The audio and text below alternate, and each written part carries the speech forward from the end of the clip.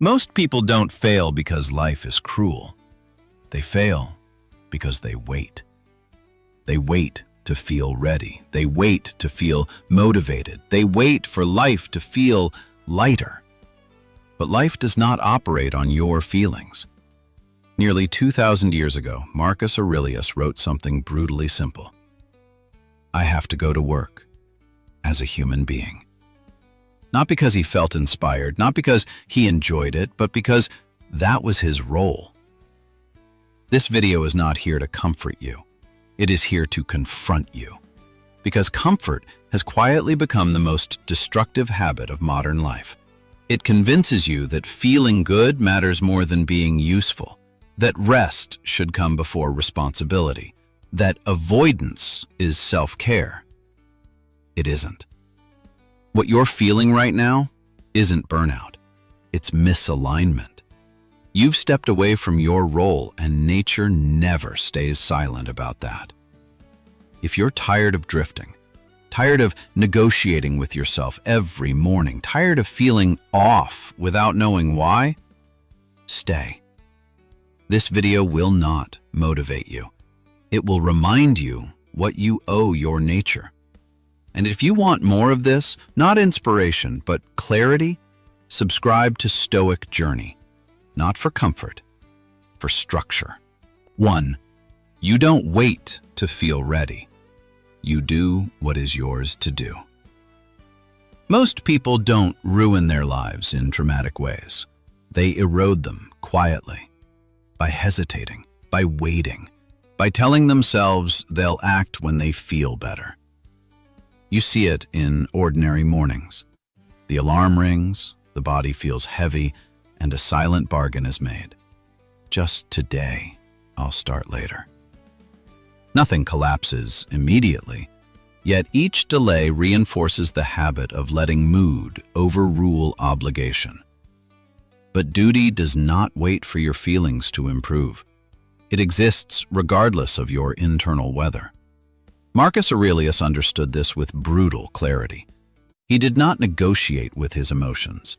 He identified his role and acted accordingly. A human being, in Stoic terms, is not defined by comfort, but by responsibility. To wake up is not merely to exist, it is to participate. Like a guard who reports for duty despite fatigue, or a parent who rises before dawn without enthusiasm, action begins not with desire, but with recognition of role. Every morning presents the same test. Will you let emotion dictate your behavior, or will you let principle lead? The moment you choose duty over feeling, something subtle but powerful happens. You stop drifting. You regain structure, not happiness, structure. And structure is what allows a life to hold weight. Without it, days collapse into one another. With it, even difficult days carry meaning. 2. You weren't born for comfort. You were born for action. Comfort has never been neutral. It reshapes your instincts. It teaches you to associate safety with stagnation and effort with threat. Over time, it dulls the impulse to move. You can see this in small, ordinary moments. The alarm rings, and you negotiate with yourself for 10 more minutes. A difficult conversation is postponed because silence feels easier. A task is delayed because discomfort feels unnecessary. None of these moments seem dangerous on their own, yet together they train you to retreat from effort as if it were harm. Marcus Aurelius's question cuts sharply because it exposes the lie beneath modern living, that feeling good is the purpose of life. It is not. Feeling good is a byproduct, not a destination. Consider someone who structures their entire day to avoid strain. They avoid challenging work, difficult feedback, and physical exertion. Their life appears smooth on the surface, yet even minor inconveniences provoke irritation and fatigue. When comfort becomes the aim, every obstacle feels offensive, every demand feels unfair. Action, on the other hand, restores proportion. When you act, discomfort becomes temporary. When you avoid action, discomfort becomes chronic. Think of the difference between starting a difficult task and endlessly thinking about starting it.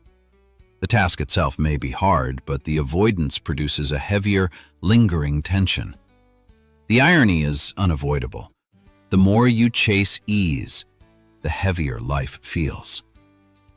Human beings grow through friction, through resistance, through choosing motion even when nothing feels pleasant. You were not built to be protected from effort. You were built to withstand it and be shaped by it.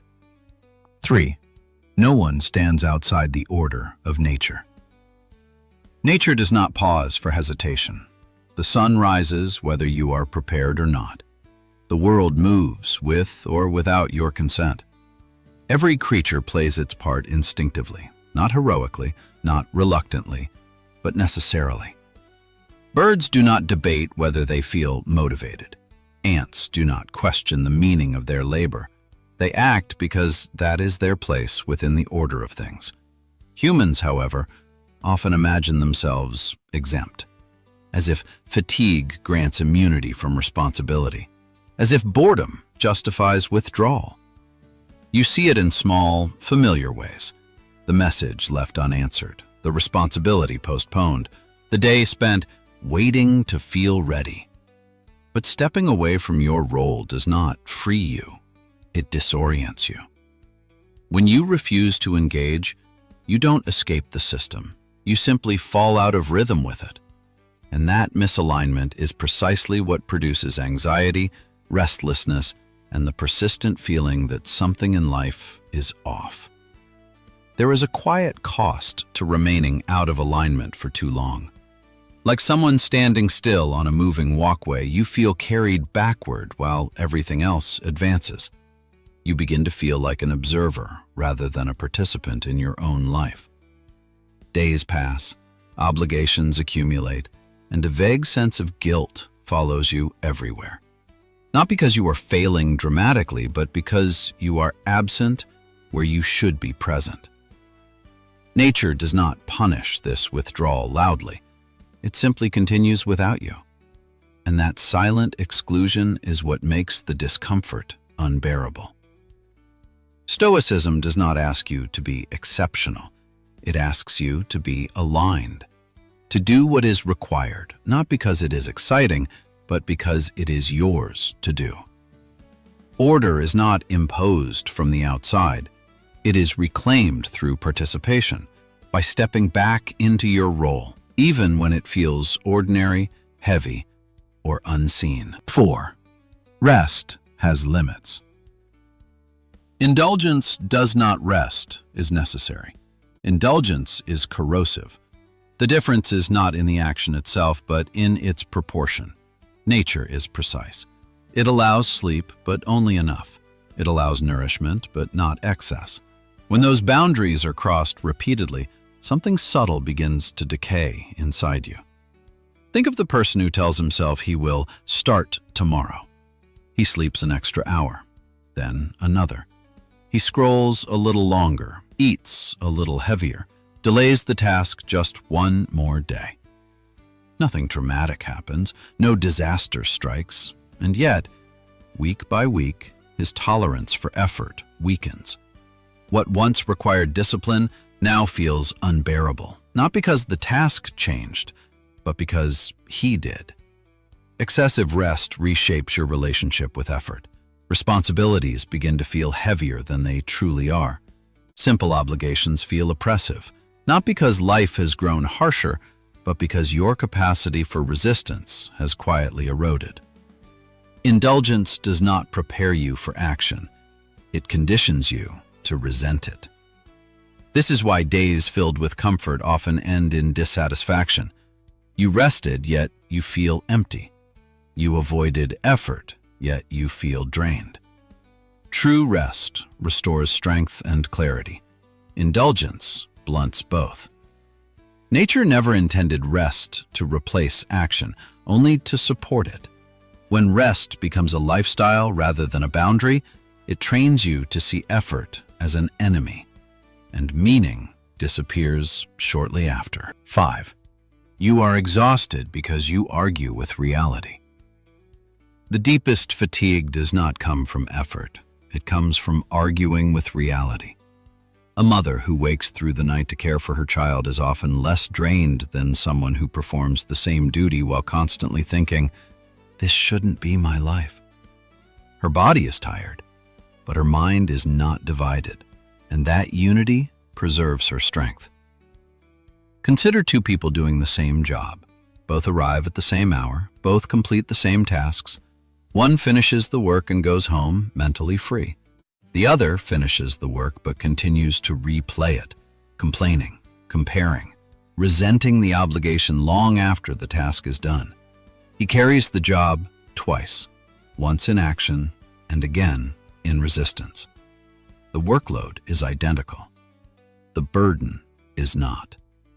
The second person is not exhausted by labor, but by friction, the constant internal fight against what already exists. Every moment spent wishing reality were different is energy burned with no return. Stoicism is blunt here.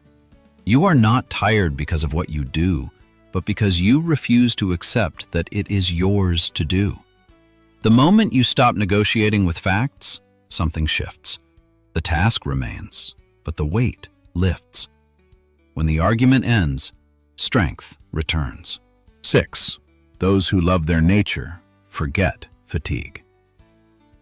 Those who live in alignment with their nature forget fatigue. The craftsman works for hours without watching the clock, absorbed in the precision of his hands.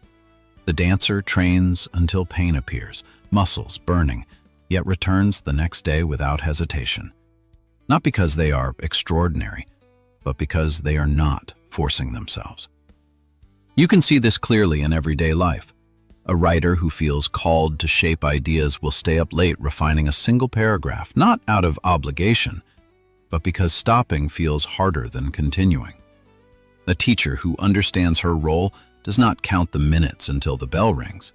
She measures the day by the faces that finally understand the lesson. Their bodies grow tired, but their spirit does not fracture. When passion is tied to nature, discipline becomes effortless.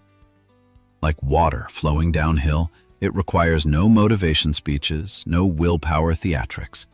The energy is not borrowed, it is generated. But when you live against your nature, every action feels heavy and artificial. Even small tasks demand resistance, and fatigue arrives early. Stoicism does not ask you to chase pleasure. It asks you to stand where you belong. From that position, endurance arises quietly, not as a heroic act, but as a natural consequence of being aligned with who you are. 7. To help others is the highest human function. Climax. A bee does not ask whether it feels inspired to make honey. It does so because that is its function. Human beings are no different. Helping others is not a moral luxury. It is a natural obligation woven into what it means to exist among others. You can see this contrast clearly in real life. Consider a wealthy individual who contributes nothing, serves no one, and lives largely detached from others.